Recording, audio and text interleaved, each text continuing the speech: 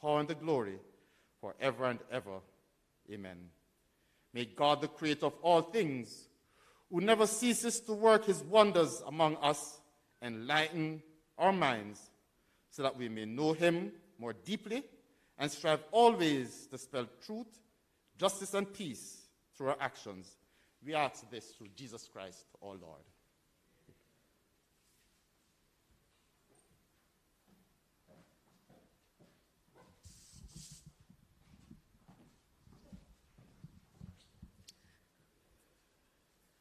Ladies and gentlemen, in the policy statement delivered in the United Nations in 1962, you can find this description of our country.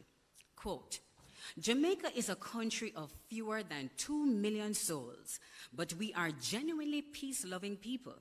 Our way of life shows to the rest of the world that it's possible for men of different religious beliefs, different colors, and different racial origins to live together in peace and harmony, merging their distinctions in a common nationality and according each to the other the respect which is due to him as human beings and as a citizen of a democratic country, unquote. So you see, the Ministry of Foreign Affairs is in the business of branding our country for so many decades. And now I invite to the lectern one of our own brand ambassadors who served the ministry with a distinction for more than half of its lifetime, Ambassador Sheila Seeley Monteith, Permanent Secretary.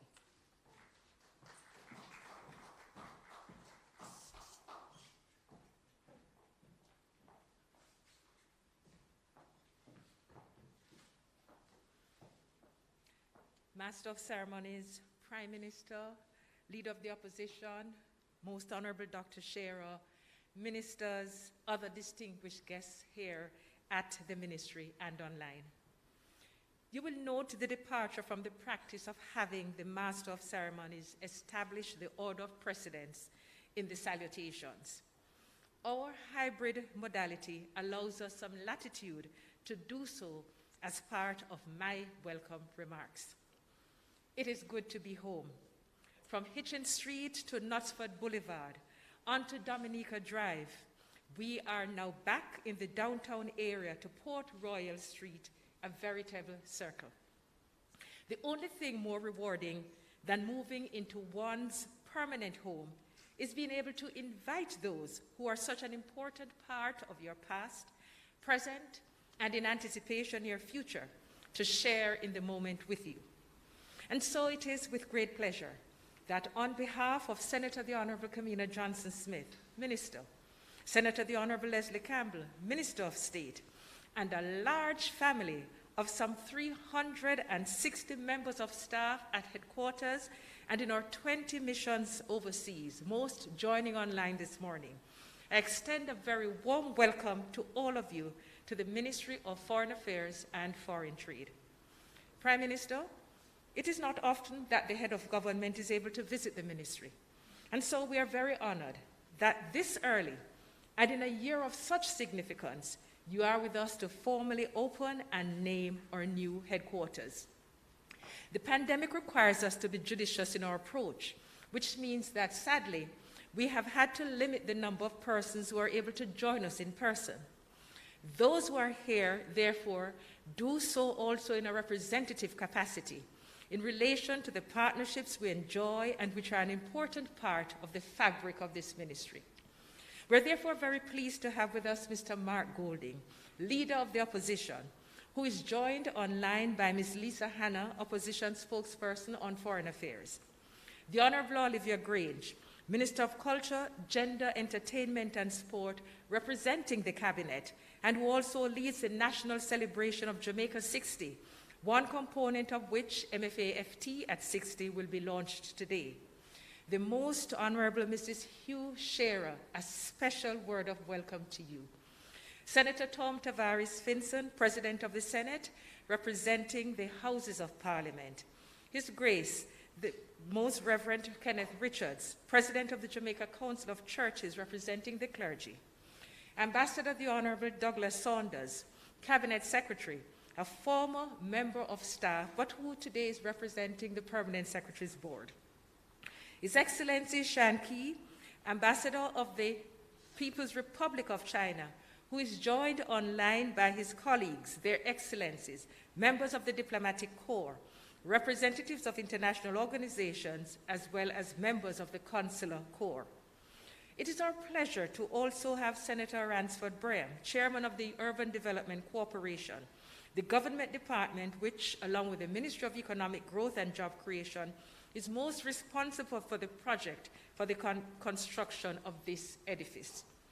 Senator Cavan Gale, President General, represents the Bustamante Industrial Trade Union.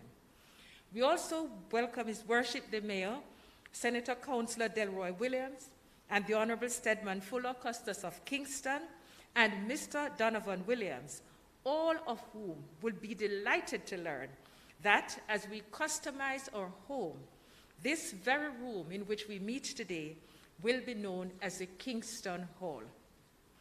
Mr. K.D. Knight, former Minister of Foreign Affairs and Foreign Trade, joins us virtually in his own capacity and is also a representative of former ministers in this ministry.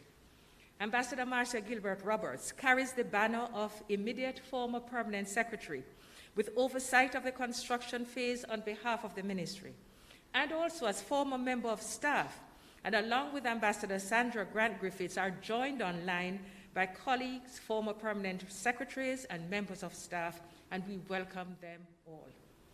JAMPRO, a solid and long-standing partner of the Foreign Ministry, is represented online by President Diane Edwards. Every department of government appreciates the value of strong private sector partnership. In our case, our relations also find meaning in our joint diaspora pursuits. And so we are pleased to have Senator Don Webby, the Chief Executive Officer of Grace Kennedy and Chairman of the 2022 Jamaica Biennial Diaspora Conference, and Mr. Courtney Campbell, Chief Executive Officer of the Victorial Mutual Group, representing this sector, and in particular also representing our neighbors within this immediate environment. In acknowledging the limitations of this unusual context, once circumstances allow, we look forward to giving you a tour of our new home. In the meanwhile, please feel welcomed and enjoy the morning's offerings. I thank you. And now I invite Ms. Joanna Bailey Magalhaes, Foreign Service Officer in this ministry and a member of the ministry's chorale, for a musical presentation which is appropriately titled, Bless This House. Thank you.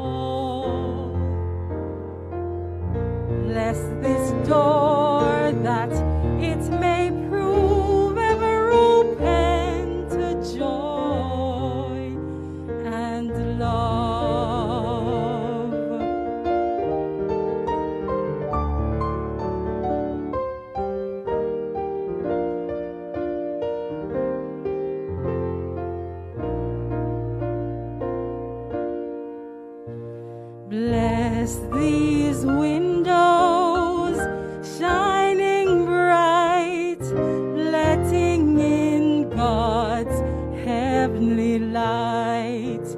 Bless our work with great outcomes in service to the land we love. Bless the staff who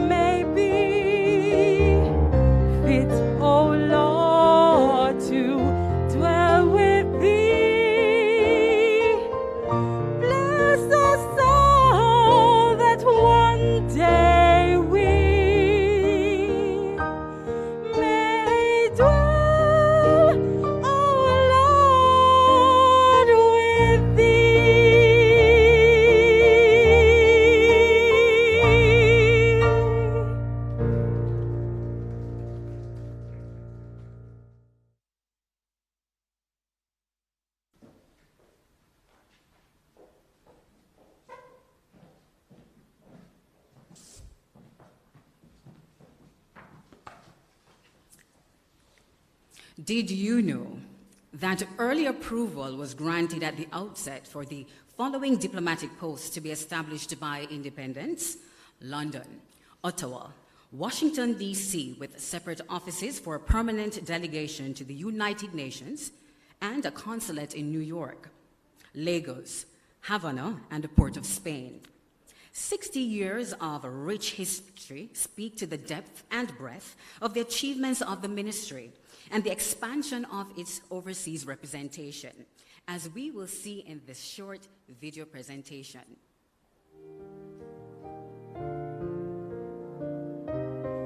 Welcome to the Ministry of Foreign Affairs and Foreign Trade as we celebrate 60 years of building global partnerships in service to the government and people of Jamaica. The mission of the Ministry of Foreign Affairs and Foreign Trade, also known as the Jamaican Foreign Service, is to implement the country's foreign policy, manage Jamaica's international relations, and promote its interests overseas. Our vision is to execute a proactive foreign policy in a dynamic international environment aimed at maximizing the country's inclusive and sustainable growth and development. Mandated to strengthen links between Jamaica and the rest of the world, the ministry interacts with the international community, the public sector, corporate Jamaica, and civil society to create positive alliances. We are committed to and resolute in promoting friendship and cooperation with other countries, projecting a positive image of Jamaica, and protecting the interest of Jamaican nationals overseas.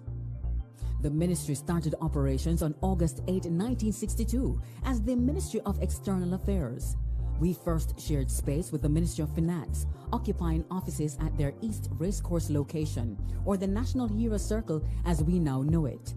During that time, we also had offices at 22 Hitchin Street, across from the Ministry of Finance.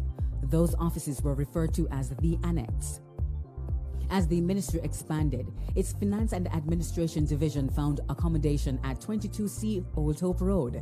In 1976, the entire ministry located to the Marcus Garvey Building at 85 Knutsford Boulevard, which was previously the Skyline Hotel, now the Courtly Hotel. 1 year later, the ministry's name was changed to the Ministry of Foreign Affairs and Foreign Trade and Tourism, a name under which it operated until 1986. From 1987 to 1989, we were known as the Ministry of Foreign Affairs, Trade and Industry, and from 1989 to present day, the Ministry of Foreign Affairs and Foreign Trade.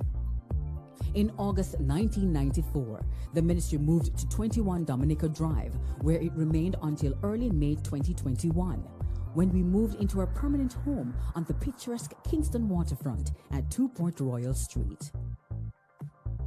Over the decades, the Ministry of Foreign Affairs and Foreign Trade has had a trailblazing legacy of pioneering work, diplomatic prowess, and leadership, served by an admirable cadre of 16 ministers, 9 state ministers, 4 parliamentary secretaries, and 17 permanent secretaries. From our first Prime Minister and Minister of External Affairs, Sir Alexander Bustamante, to our current Minister of Foreign Affairs and Foreign Trade, Senator the Honorable Kamina Johnson-Smith, Jamaica has justifiably earned a reputation of being a leader in the foreign affairs arena. Throughout the years, we have been staunch advocates for promoting the interest of developing countries, with a special focus on small island developing states. As a result, Jamaica has gained the respect of the global community and has been consistently elected to lead regional and international bodies, addressing diverse issues including human rights, disarmament, law, gender, economic and social development, environment to financing, climate change, and trade. The ministry's diplomatic reach has expanded and deepened over the decades. Jamaica maintains diplomatic relations with 163 countries.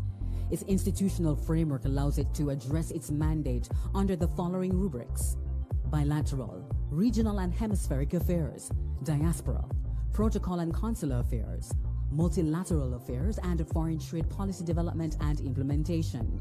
The ministry is enabled to carry out its responsibilities with the support of staff at headquarters and in 20 diplomatic missions and consular posts in the Caribbean, North, Central and South America, Europe, Asia, Africa, and the Middle East. Together, they execute a range of activities embracing the development, implementation, and maintenance of Jamaica's foreign policy and relations to the benefit of our country and its people. So here we are in 2022, the year of our Diamond Jubilee. Some 59 national policy statements delivered at the UN, with the 60th to be delivered this year, September. We can say we have come a long way in building strong and enduring partnerships across different levels. We intend to build on our legacy of excellence in service in the years to come. That is correct. Undoubtedly, the Ministry of Foreign Affairs and Foreign Trade has recorded a rich and enduring legacy of achievements. And of course, we are proud of the contribution we continue to make on behalf of Jamaica and, of course, on the global stage. Jamaica and the People's Republic of China formally established diplomatic relations on November 21, 1972. Over the past 30 years, since then, friendly relations and bilateral cooperation in the political, economic, cultural, military, and other fields have developed steadily. In international affairs, the two countries share much more in common and have always supported and closely cooperated with each other. I now invite His Excellency Xian Qi, Ambassador of People's Republic of China to Jamaica, to offer his remarks.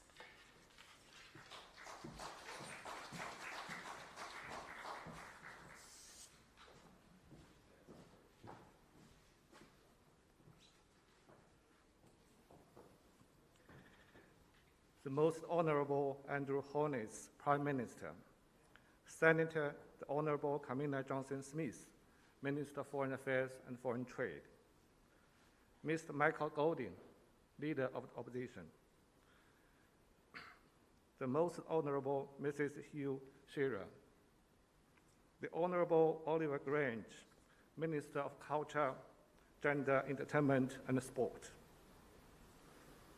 Senator the Honorable Thomas Finson, President of the Senate, Senator the Honorable Leslie Campbell, Minister of State, Ministry of Foreign Affairs and Foreign Trade, distinguished friends, dear colleagues of the Ministry of Foreign Affairs and Foreign Trade, Excellencies, Head of Diplomatic Corps, distinguished guests, ladies and gentlemen, Beijing and citizen Wagwan, and good morning to all of you. I'm very honored to be here again to witness the official ceremony, which is a new landmark of Kingston and a new symbol of China-Jamaica friendship. As Prime Minister Andrew Holness recently said, the year of 2021 must be the one of the most challenging years, globally, nationally, and personally, in our lifetimes. However, Jamaica has been able to make it through the powerful leadership of the government of Jamaica. The hard work and the sacrifice of thousands of frontline workers and the support and cooperation of most well-thinking sisters and brothers. Now we walk into a new year in stride.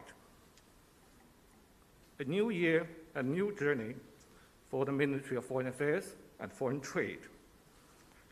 I would like to extend warmest congratulations to the colleagues of the Ministry of Foreign Affairs and Foreign Trade on your 60 years of glorious and brilliant diplomatic achievements.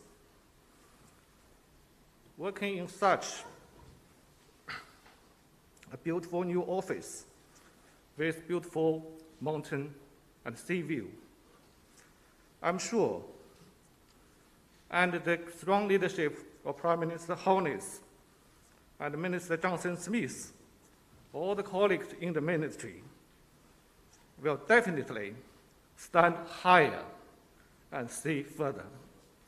so as to better safeguard and promote Jamaica's national interests and the common interest of all developing countries. It's a new year and a new journey for the whole Jamaica. This year marks the 60th anniversary of Jamaica's independence, a special milestone. Last year, faced with challenges and risks, the government was still able to make a budget of nearly $900 billion to upgrade infrastructure, enhance employment, and promote recovery, and get an economic growth expectation of about 8%, which pave a path for greater historical glory and prosperity.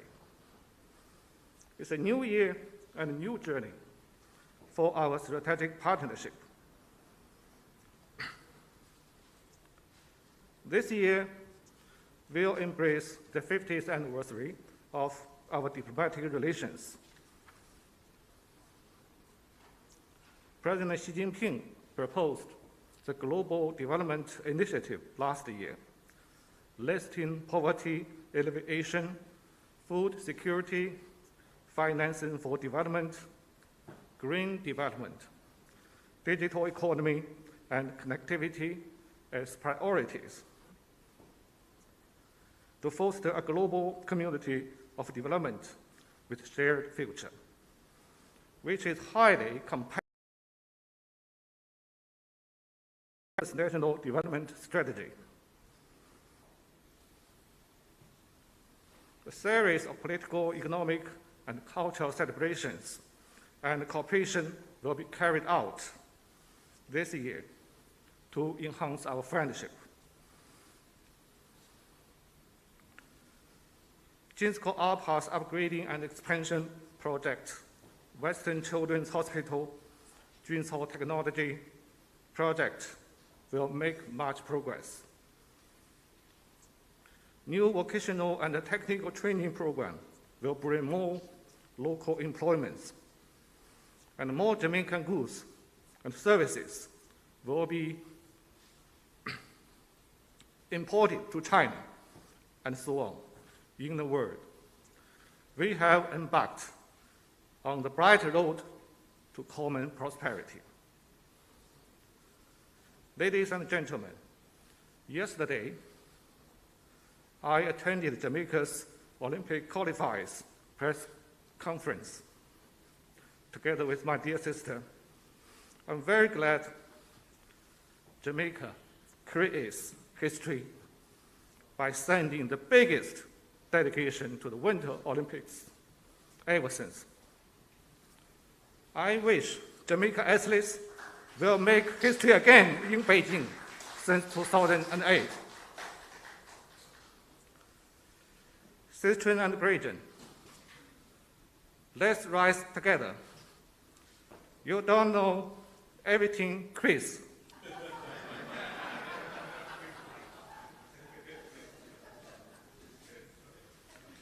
As the Chinese Lunar New Year is coming, I wish you good health, safety, and happiness in the new year of the Tiger. I thank you all.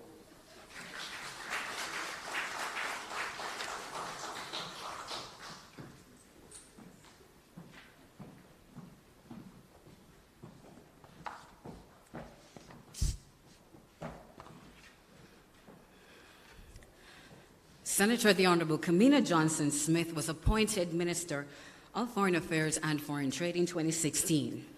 She is Jamaica's first female Minister of Foreign Affairs and is the first born after the nation's independence. As Foreign Minister, Senator Johnson-Smith has represented Jamaica and the region at numerous bilateral, regional, hemispheric, and international fora.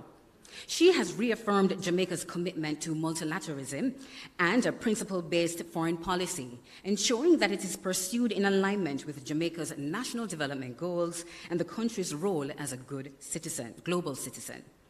Please welcome Minister Kamina Johnson-Smith, whose remarks will include the launch of MFAFT at 60, followed by the introduction of the Prime Minister for the main address.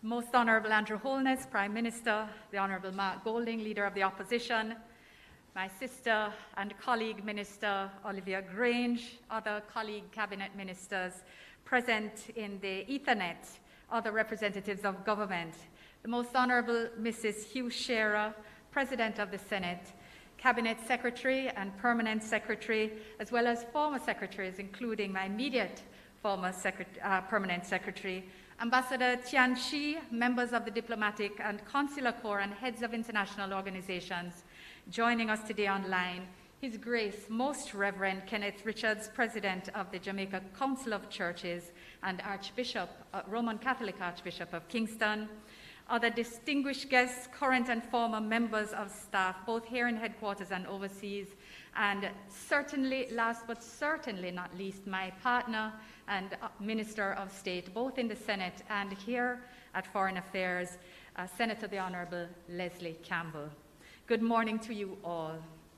I'm so very pleased to welcome you to the new home of the Ministry of Foreign Affairs and Foreign Trade here in downtown Kingston. The journey towards securing a permanent home for the Foreign Ministry, as you heard in the earlier historical presentation, has been a long one, achieved through cooperative efforts. Please allow me, therefore, to thank just a few who made this possible and ask your forgiveness for highlighting some. It was then Minister of Foreign Affairs and Foreign Trade, Mr. K.D. Knight, who happily has joined us virtually today, and who, convinced that it was more than time to take action in this direction, approached the government of the People's Republic of China with the idea. Together with his Permanent Secretary, Ambassador Douglas Saunders, also happily present with us today, but physically, that the foundation and concept was further explored and laid. We therefore thank them, as we thank successive administrations, for continuing to build on the idea, including the late Dr. Kenneth Baugh of blessed memory. My very first executive decision as minister in 2016 was, in fact, to direct engagement with the then new Ministry of Economic Growth and Job Creation, wherein lay the levers of government needed to move from an excellent plan to implementation. Construction started thereafter, and driven by the efforts of the then Permanent Secretary, Ambassador Marcia Gilbert Roberts, working together with Permanent Secretary of the Ministry of Economic Growth and Job Creation, Audrey Sewell, we made steady progress towards its completion. Thank you, ladies, and to your supporting teams. Thank you also to my team, headed by current Permanent Secretary Celie Monteith, who has taken the baton of transition and made a powerful start for the leg we now continue to run together. The efforts of the UDC, also highlighted earlier, have been absolutely indispensable and deeply appreciated.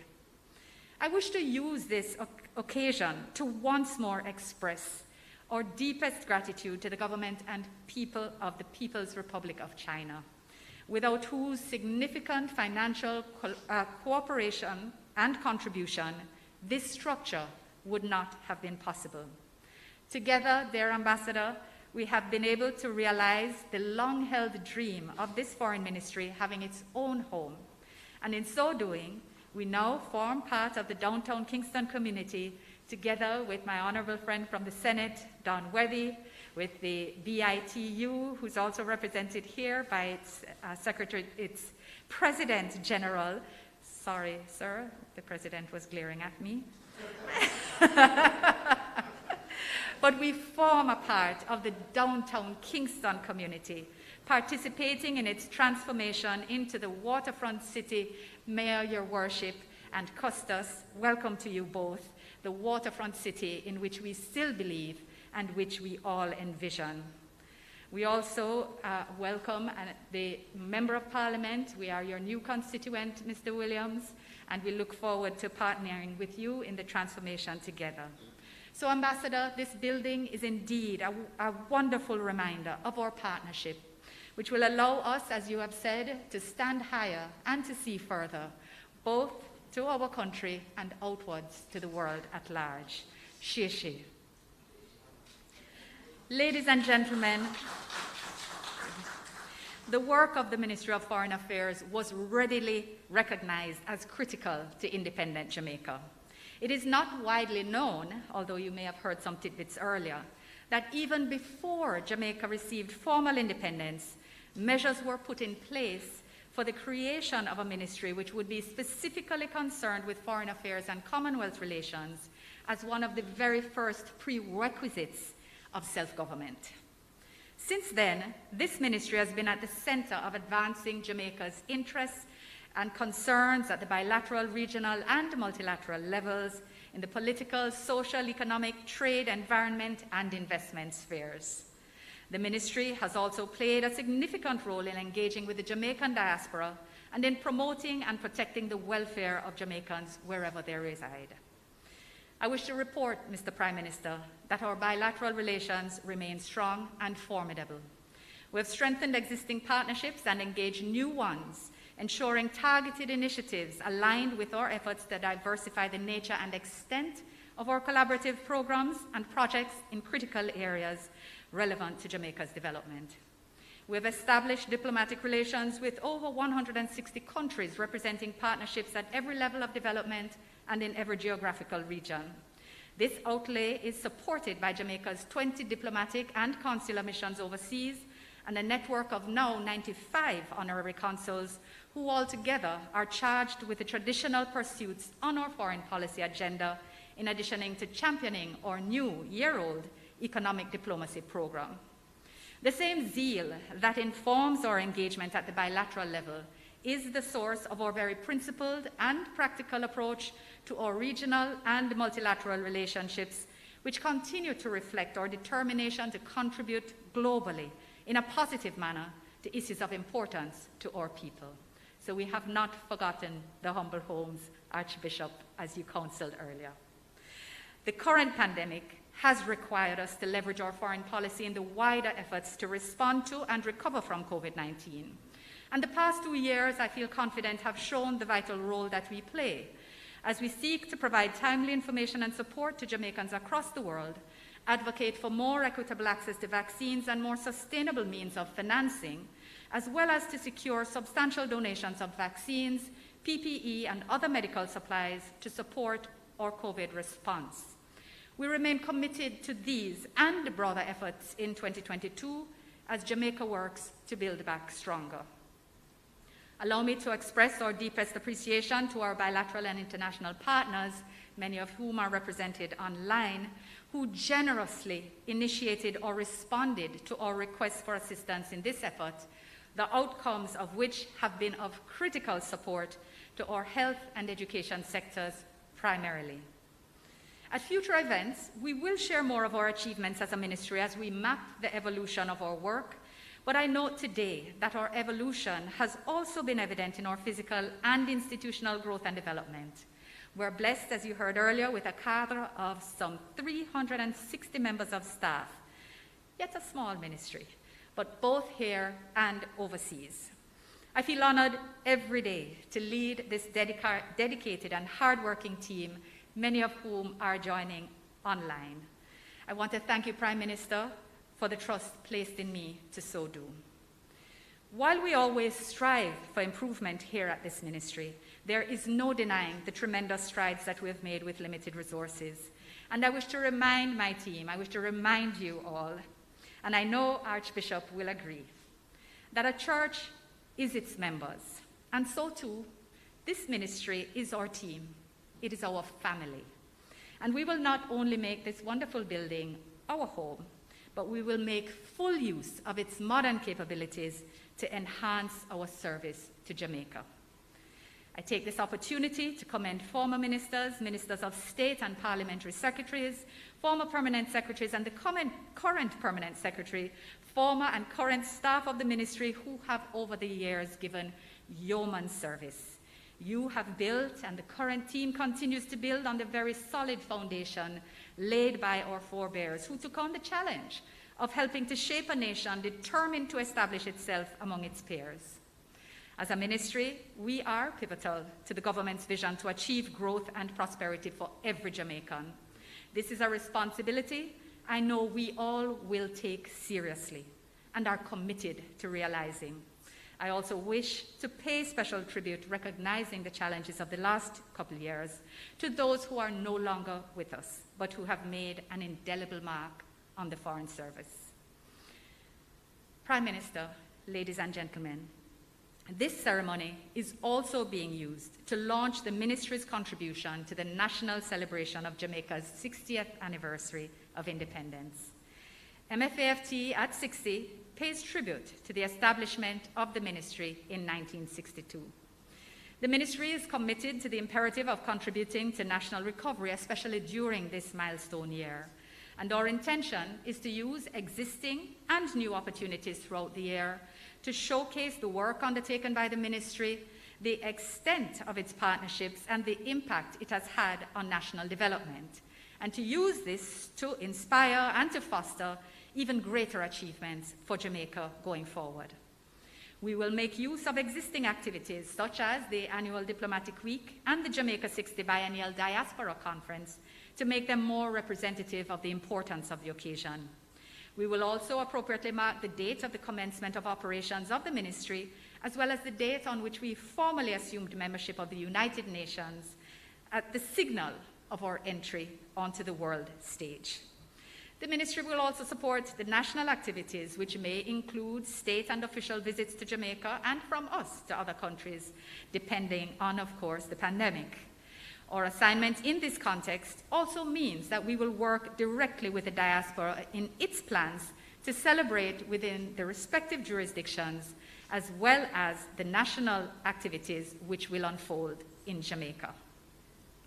Finally, we also have the distinction of commemorating our Diamond Jubilee with several partners with whom we established diplomatic relations in 1962, including the United Kingdom, the United States of America, Canada, Germany, France, India, the Netherlands, Israel, Brazil, Korea, and Switzerland. Appropriate activities will be pursued as we continue to discuss with them. Other milestones to be celebrated this year include our Golden Jubilee with the People's Republic of China, which will be celebrated in December. As we look forward to the future, we will also work to ensure that the fraternal bonds of friendship and cooperation with our brothers and sisters in Africa are strengthened. Ladies and gentlemen, in celebration of the 60th anniversary of the Ministry and of Jamaica's independence, it is my pleasure to declare MFA-FT at 60 open. We are reigniting a nation, global excellence, our mission.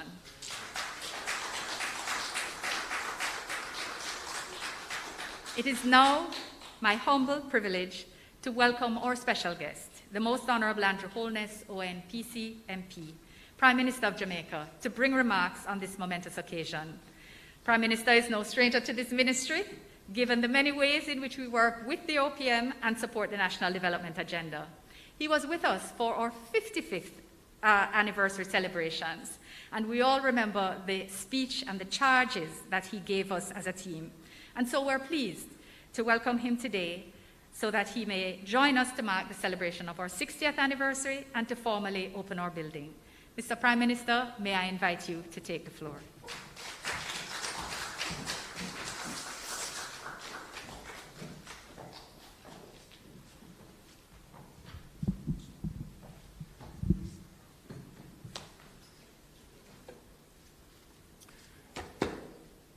Don't pay attention to the thickness of the script. As I survey the room, and as this is the house of protocol, I can report that all protocols have been observed. There is an argument circulating, which I thought was complete, that there are no measures in place to address the current wave. But when I entered this place, I sanitized my hands, which is required and which most businesses do, and I encourage them to continue to do so. I noticed the physical distance maintained in gatherings, and that is still required under the DRMA. I noticed that great effort was made to ensure that no more than 50 persons are gathered here. I did not ask the permanent secretary as to whether or not they were all vaccinated, but the rule for government events are that everyone who is present must certify their vaccination status, meaning present their vaccination beforehand, card. And I see the permanent secretary nodding that the rule was followed. And I noticed that everyone is wearing their mask, but in a specific way, I noticed that even at the microphone, which it is permitted, that if you were singing or speaking, we could allow the removal of the mask. We had a lovely song presented, and the singer kept her mask on and did an excellent job, and I congratulate her. Lovely song earlier on. And all the speakers so far kept their masks on, being responsible and understanding the dangers that lurk in this pandemic. So, to be clear, there are rules and regulations and requirements under the DRMA which have been set many months ago, which the nation was advised of, and it is these rules that we will continue to observe. Now, there are those who would want to see tighter rules, but we have to reach a reasonable balance. Tighter rules could mean less work, it could mean less economic activity, less income, and that could also mean more social problems. But nevertheless, I believe we all understand that it is now down to us. In this, our 60th year of independence, what does independence mean? It doesn't mean freedom to do as you wish. It means freedom to act responsibly. And I reinforce the point that, yes, government has a duty to protect the citizen, even against themselves. But in a democracy, which we claim, where people have freedom, that freedom comes with an inescapable responsibility. This nation must develop and learn to use their freedom responsibly. And as the leader of the nation at this time,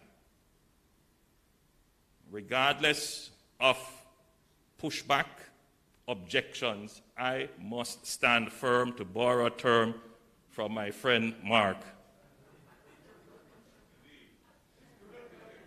Indeed. That we must act responsibly. Each citizen must do their part. The government can only do so much. Government has limits. So, having broken the protocol, let me reestablish it. Thank you, Madam Master of Ceremonies, Ms. Delona Flemings, and thank you, Archbishop Kenneth Richards, President of the Jamaica Council of Churches and Chairman of the Umbrella Group of Churches, for offering special prayers. And I do express gratitude, Archbishop, when you whisper a special word of prayer for me. Because, as you know, this is a very difficult time. My friend Mark Golding, leader of the opposition. Now, when we were watching the video a while ago, and they were displaying the former ministers of foreign affairs, it was quite obvious. I was saying, all the ministers previously were men.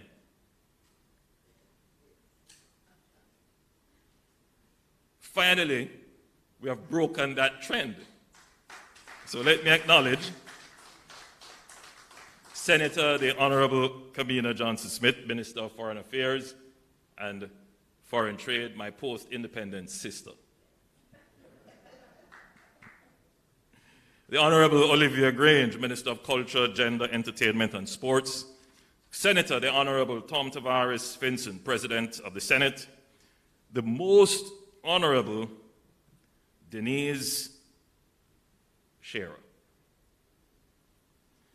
His Excellency Tian Chi, Ambassador of the People's Republic of China to Jamaica and other resident members of the diplomatic community. Senator the Honorable Leslie Campbell, Minister of State at the Ministry of Foreign Affairs and Foreign Trade. Senators and other government officials, I see His Worship the Mayor, the Member of Parliament for the area, Donovan Williams, specially invited guests. It is my pleasure to be here to formally open the new headquarters of the Ministry of Foreign Affairs and Foreign Trade. Though long in making, it is of significance that this day has come in the 60th year of our country's independence and the 50th year of the establishment of diplomatic relations with our friends, the People's Republic of China. I congratulate everyone involved for their shared vision and commitment to bringing this project to fruition. It was a partnership that brought together ministries, departments, and agencies across administrations and government. It confirms the utility of embracing a whole-of-government approach to implement an enduring legacy. The People's Republic of China was very supportive of our goal of having a fit-for-purpose Ministry of Foreign Affairs and Foreign Trade and provided grant funding. Let me therefore, on behalf of the government and people of Jamaica, convey through His Excellency Tian Chi our heartfelt, really deeply heartfelt gratitude to the government and people of the People's Republic of China. Thank you, sir. The Jamaican people are indeed grateful as we see the tangible benefits of our relationship. It is the government's stated policy to create purpose-built facilities to permanently house the ministries of government, which are indeed important symbols of the state. I just went through an exercise. And in that exercise, the Cabinet Secretary knows what I'm about to say. We have to be scouting for space for our ministries. In 60 years of independence, we have not fully and truly established government.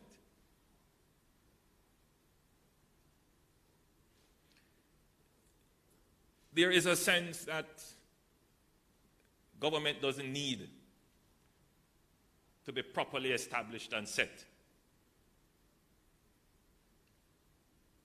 that the facilities and the buildings should not be made priority. It is an upside-down way of looking at things. The state must be properly established.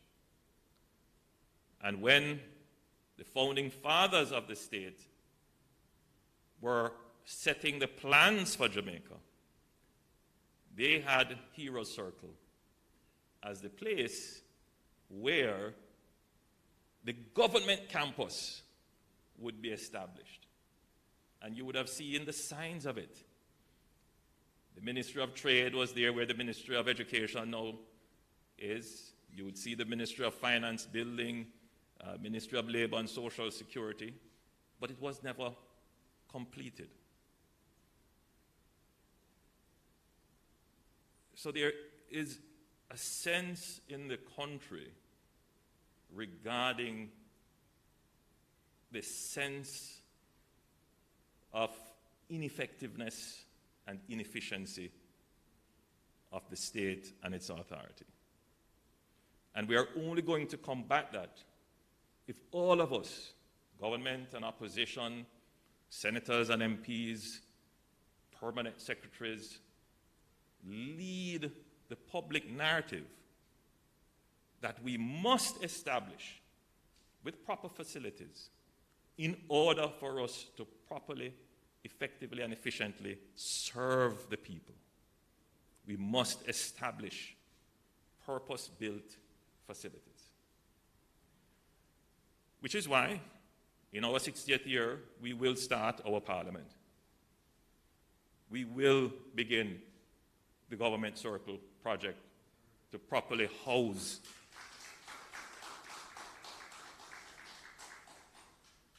these are not edifices to ourselves to burnish our egos. This is to ensure that we can have efficiency in the administration of public affairs.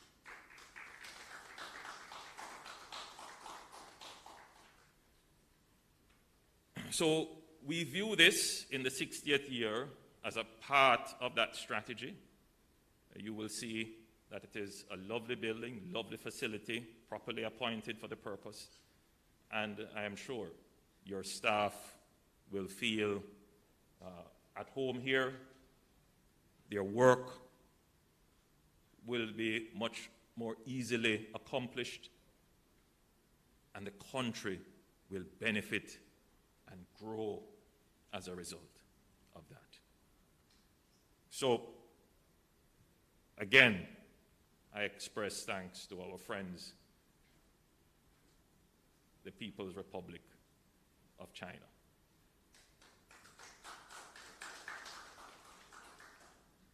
I also place on record, on behalf of the government and people of Jamaica, deepest gratitude to successive ministers, ministers of state, parliamentary secretaries, permanent secretaries, and members of staff for the dedicated service that has led to significant achievements by Jamaica on the international stage under the aegis of this ministry. There is no doubt that for a small developing country, we have made significant strides in the 60 years of our independence as a nation. We have a democracy that is stable and strong, and which has at its core a commitment to the promotion and the protection of the fundamental rights of every Jamaican. Our political independence has been strengthened over the past 60 years with the institutions, systems, and processes that have been put in place and over which we maintain strict vigilance. To do justice to the celebration of 60 years of nationhood, our efforts must be focused primarily on furthering our economic independence, ensuring that further steps towards full independence will be substantive and meaningful. Our current mandate is clear. We must grow our economy and create meaningful jobs. Encourage opportunities for our young people and improve the well-being of all Jamaicans.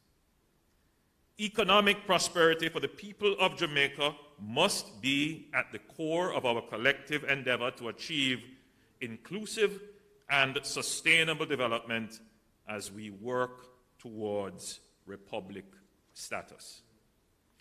The Ministry of Foreign Affairs and Foreign Trade has a crucial role to play in this regard. As the first point of contact for our bilateral, regional, and multilateral partners, you are ideally placed to ensure that our partnerships give practical meaning to our national objectives through your foreign policy engagements.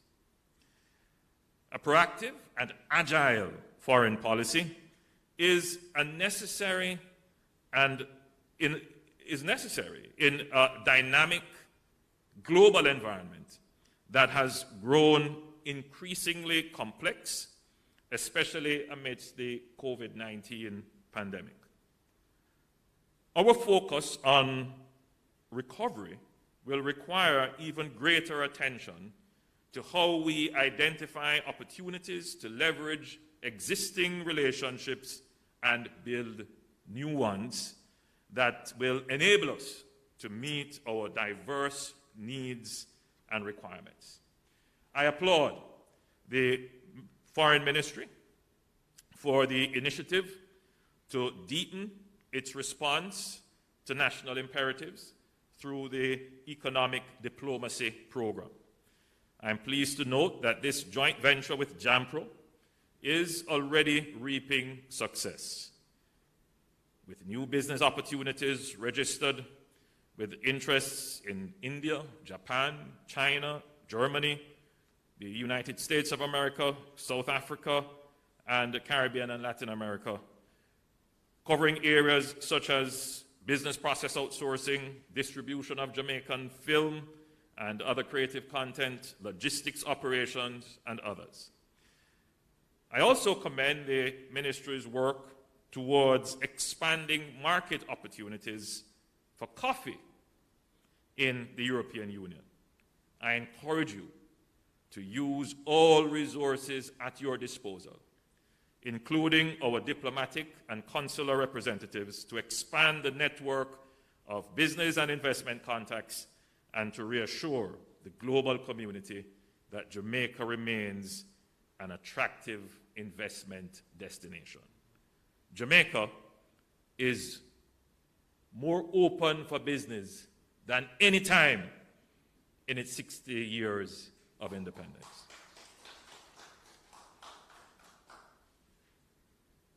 Financing for development has assumed an even greater urgency in the context of COVID-19, which has exacerbated the fiscal constraints of highly indebted countries like ours. However, middle-income designation, such as where Jamaica falls, restricts access to countries like ourselves to the type and quantities of concessional funding and grant support that could expedite more even recovery.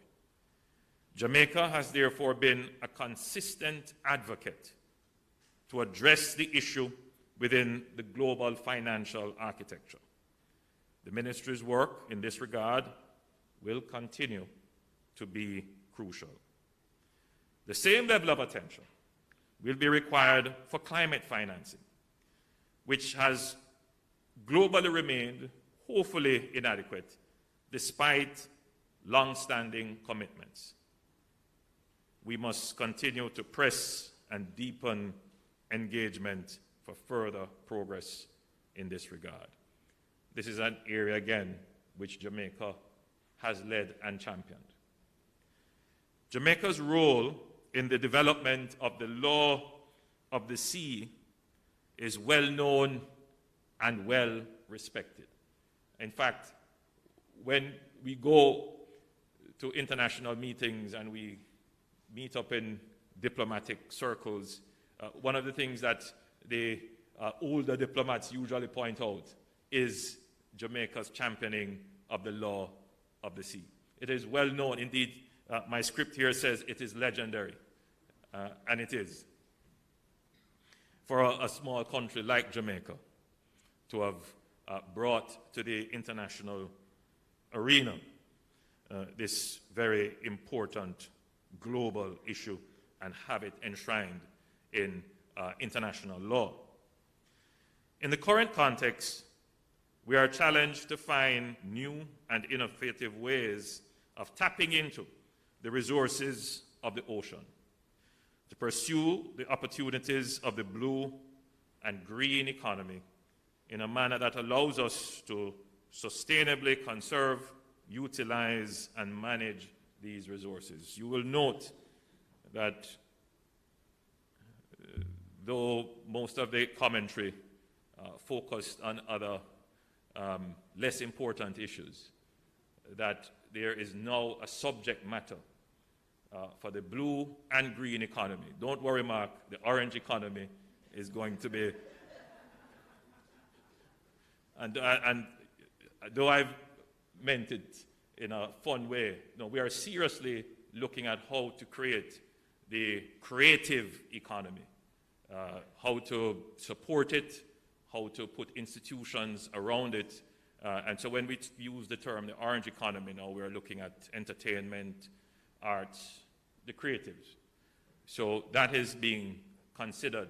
How do we do this? So you will see further changes in that regard. But we have already established how we're going to move forward in trying to develop and sustainably use the oceans, which we call the blue economy, and how we're going to use make greater use of our renewables, recycling, and the natural assets of our land environment in what we call the green economy. So we're trying to create new economic frontiers, establish them, purposely drive them with institutions and government support in our 60th year.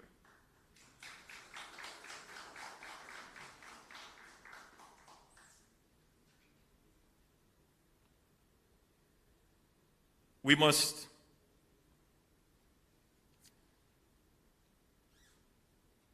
leverage our leadership in this area in keeping with the role that we played in negotiating the United Nations Convention on the Law of the Sea and as the headquarters for the International Seabed Authority.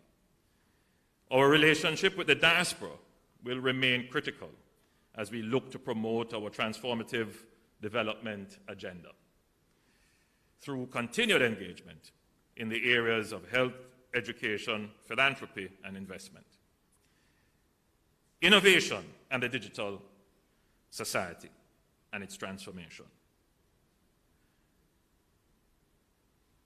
This area has shown itself to be absolutely critical in navigating the COVID-19 pandemic. It is unfortunate that it took a pandemic to push us forward in this regard. The pandemic would have probably moved us about 3 years ahead of where we would have been because of the forced adoption of technology in our business and daily processes. Nevertheless, this must continue to hold a high rank in the list of priorities.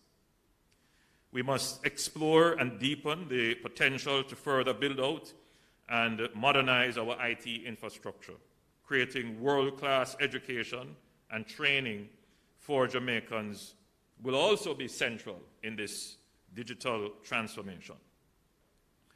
It is important because in the new dispensation and the new divisions of labor, it is important that our people are technology natives, that they use technology in their daily activities, and that they use it not just for play, but for work, creativity, and production as well. So as we engage in our foreign affairs, this will be one area that we will be emphasizing. Jamaica must become a technology-producing country.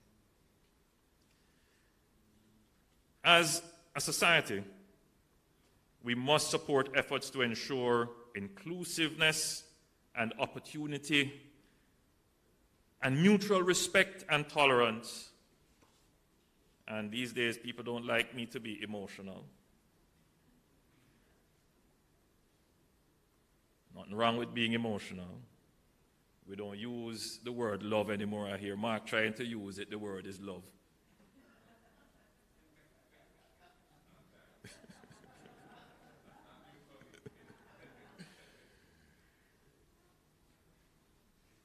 But we must express love for each other. There's nothing wrong in trying to build a gentler, kinder nation.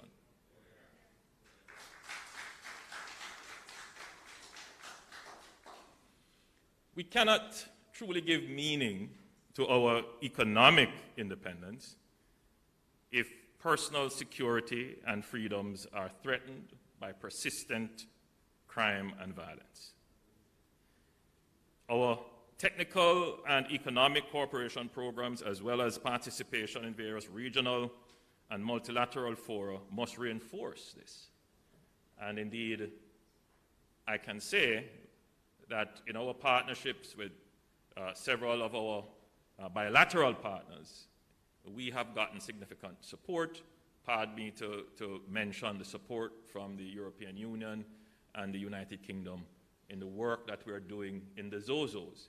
And I see the Minister of Foreign Affairs saying, when you do that, but I beg your pardon. So, to make the fundamental point that our foreign affairs is working diligently to get international support for our efforts in addressing crime and violence in Jamaica. Minister, I raise it because whilst you have gotten personal accolades for your conduct as a minister, it is not always evident to the people of Jamaica what is the purpose of having the Ministry of Foreign Affairs. What do we get from it? There's not much help given in public discourse by opinion leaders to explain why these things are important and indeed fundamental to the state. With this lack of understanding, it leads to an erosion and indeed an undermining of the state and its functions. Because the citizens say, here's another waste of public funds. Without truly understanding that the work that is done, though it may not be forward-facing and in your community, but the creation first of the international respect, having that voice in international fora, which is amplified, properly lobbying and placing Jamaica's issues in the global and international fora, making friendships and connections. Those are the things that turn the dial in our favor, which results in support for programs that you benefit from. Ministry of Foreign Affairs is an absolutely important and critical arm of government and symbol of the state.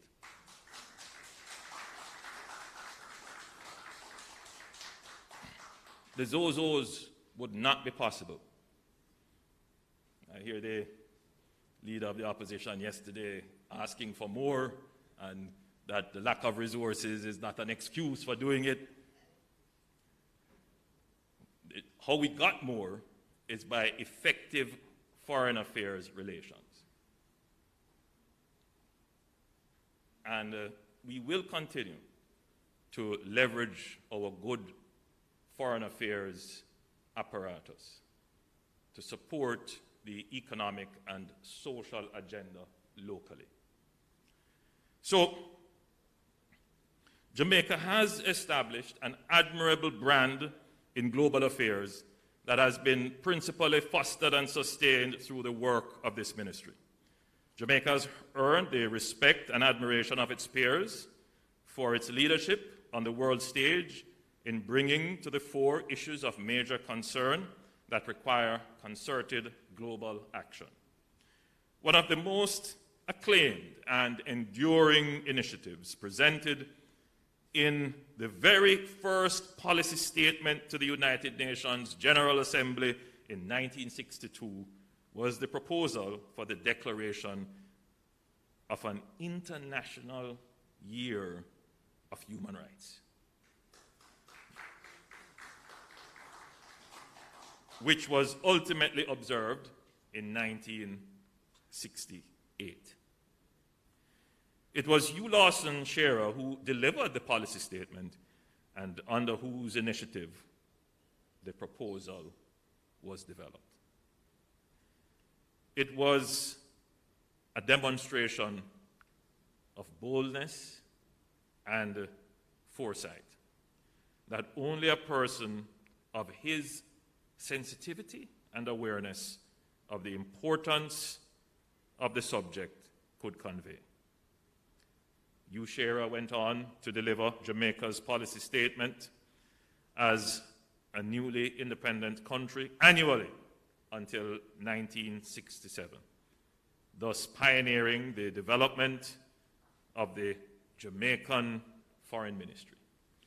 His exploits at the United Nations in New York are matched only by his outstanding representation of the interests of Jamaica and developing countries in relation to global trade issues.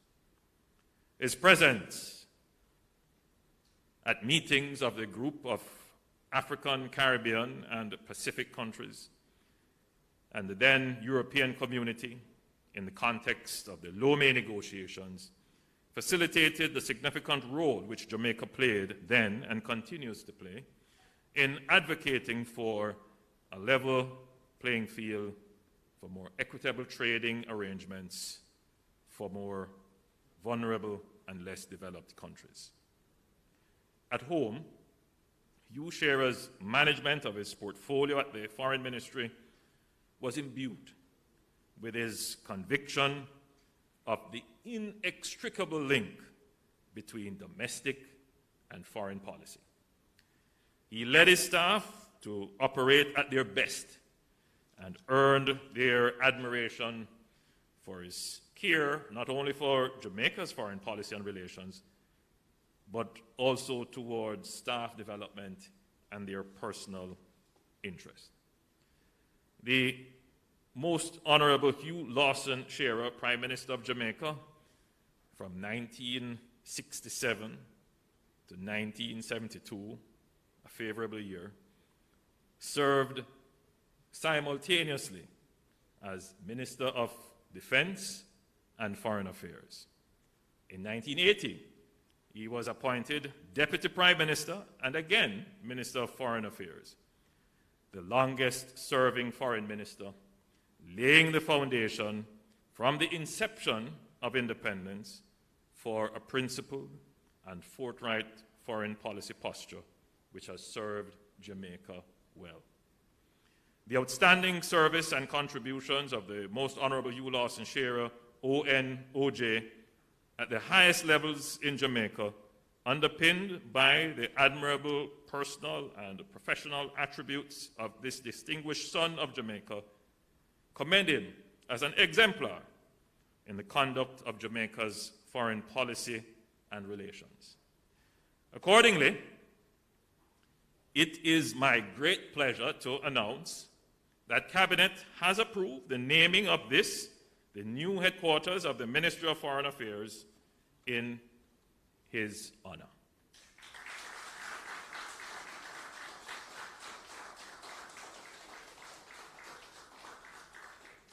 It is now my distinct honor to declare and open the new headquarters of the Ministry of Foreign Affairs and Foreign Trade, and to declare that henceforth the building will be called the Hugh Lawson Shearer Building.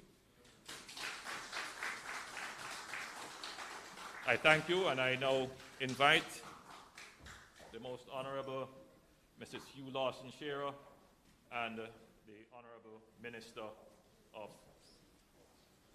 Foreign Affairs.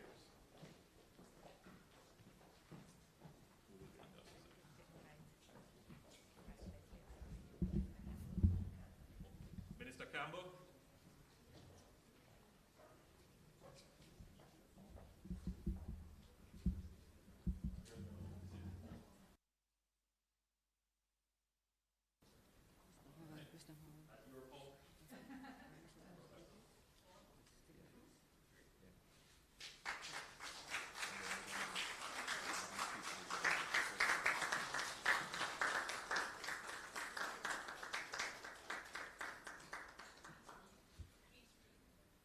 We also invite Ambassador Gilbert Roberts to also join in this picture.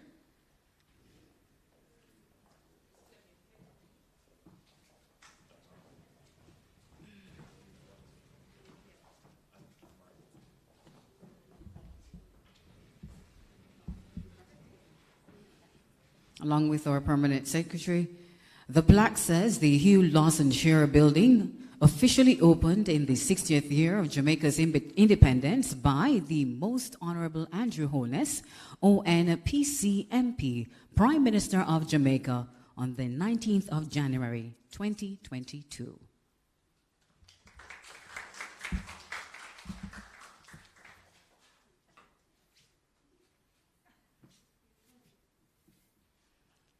We also invite Mr. Mark Golding, Leader of the Opposition, to be a part of this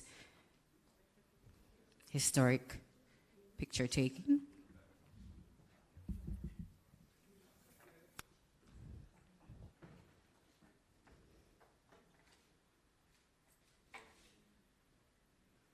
Along with Minister Grange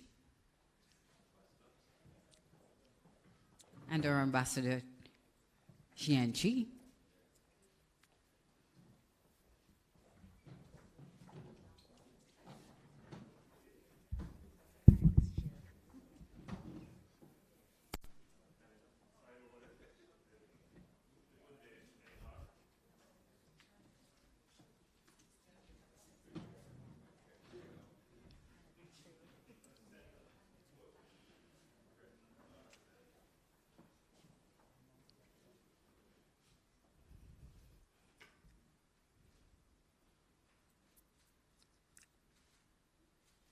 And finally, our President of the Senate and President of the BITU, to join this grouping.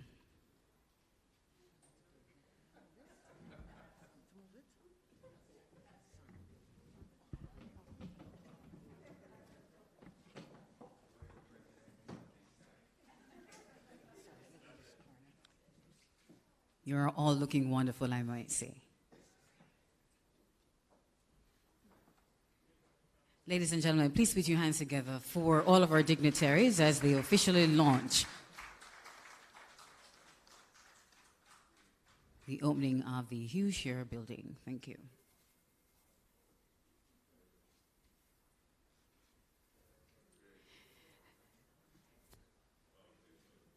Thank you very much.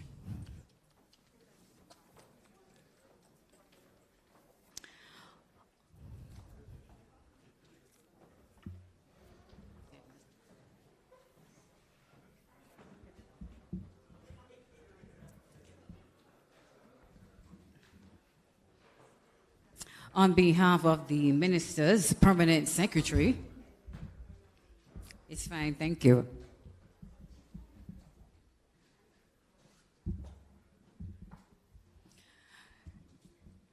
So on behalf of the Minister's Permanent Secretary, staff here at headquarters and our missions overseas, I thank you for joining us for this historic occasion.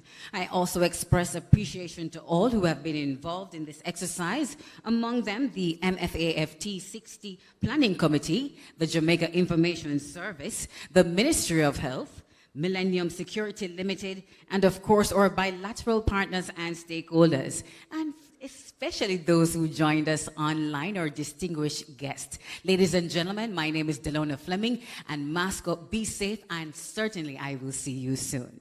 Thank you.